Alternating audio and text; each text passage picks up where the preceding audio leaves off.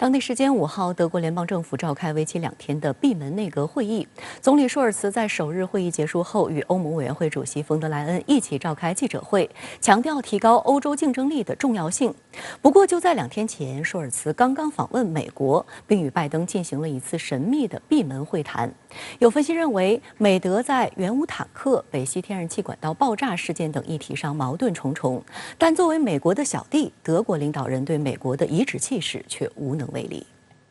根据德国联邦政府发布的信息，5号下午的闭门内阁会议围绕变革和信心的时代主题展开。6号的议程则主要涉及能源转型、数据政策和人工智能。舒尔茨和冯德莱恩就处于转折点的德国和欧洲的经济前景发表讲话。舒尔茨介绍称，德国正处于巨变时期，所以此次内阁会议重点聚焦如何在10年内推动工业和经济的现代化进程。据他透露，与会人员讨论了如何长期保持欧洲的竞争力，怎样作为地缘政治的参与者更好地发挥出应有的作用等话题。舒尔茨认为，欧洲眼下正面临重重危机，当务之急是阻止人类导致的气候变化进程。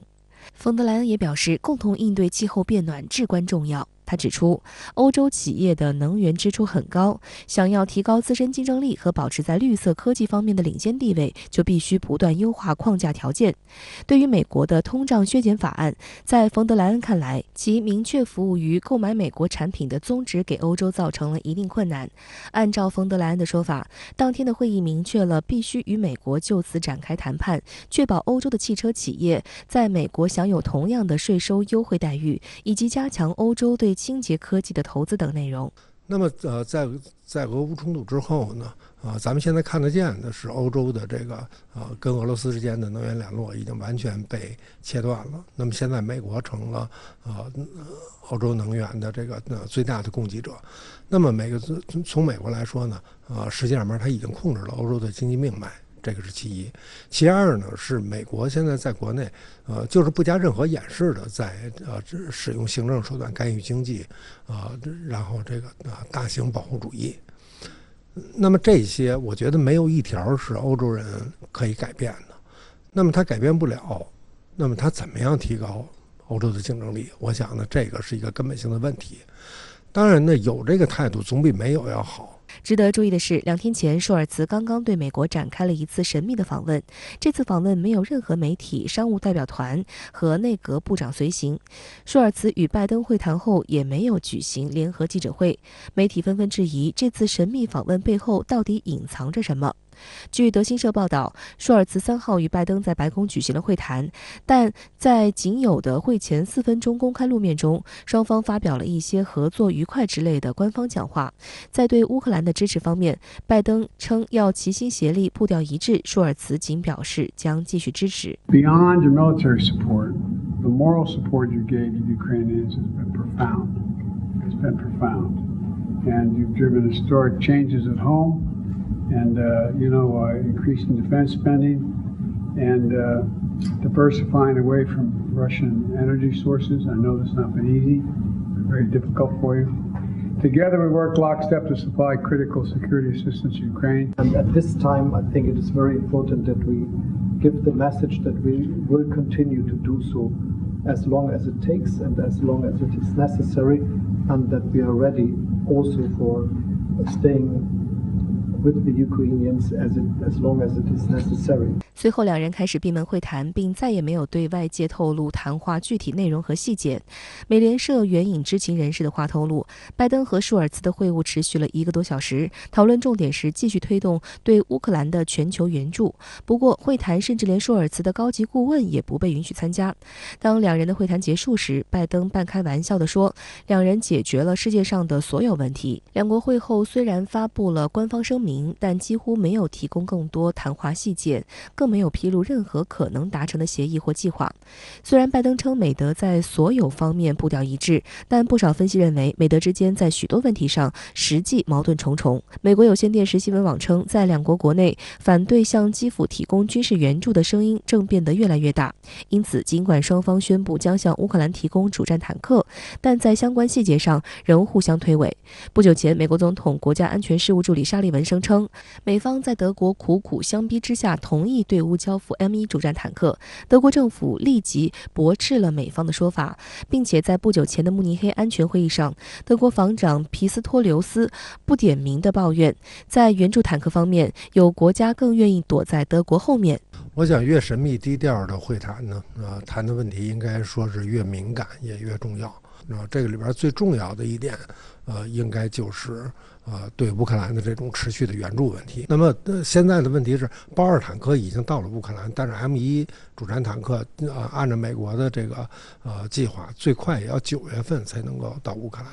我觉得这种做法其实不是盟友之间的相处之道。去年9月发生的俄欧北溪天然气管道爆炸事件是美德之间又一分歧点。在舒尔茨访美前，德国多名议员要求舒尔茨在与拜登会谈时必须对美方采取强硬的措辞。不过，公开信息来看，会谈并未提及北溪事件。今日俄罗斯电视台称，德国政府在事件发生半年后仍保持沉默，对美国的附庸立场不允许柏林谈论谁是幕后黑手。德国的外交政策完全被锁在华盛顿的轨道上，这将使德国未来走进死胡同。相关话题来连线特约评论员刘和平。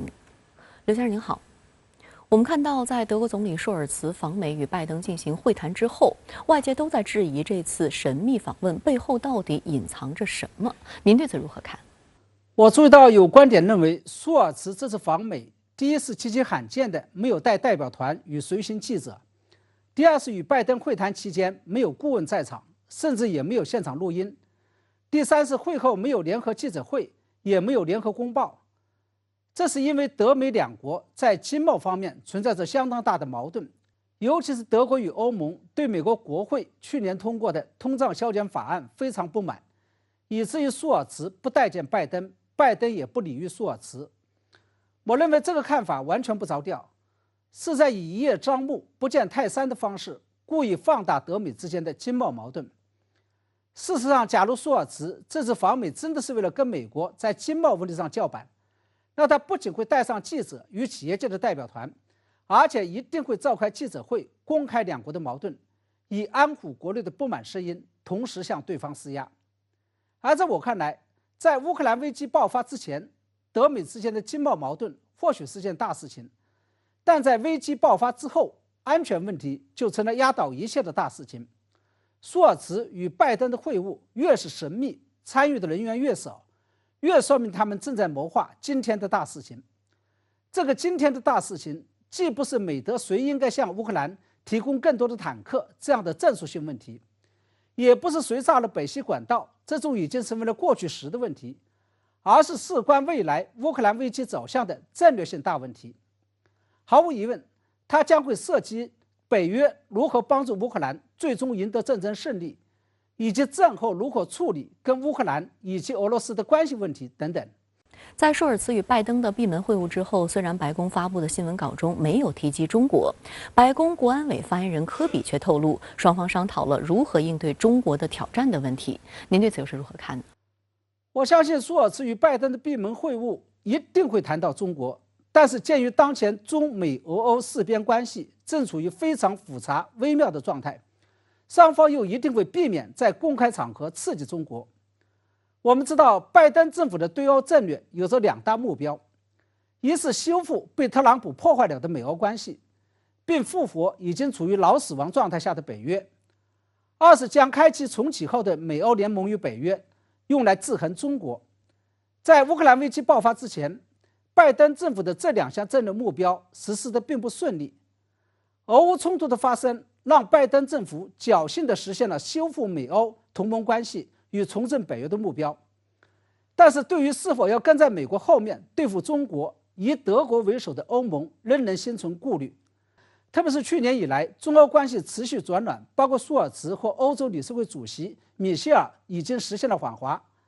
正是在这种情况下，拜登政府近来才加大炒作所谓的中俄靠近，企图离间中德与中欧关系。所以拜登这次关起门来跟舒尔茨密谈的目的之一，很可能就是要进一步加深德国的对华疑虑，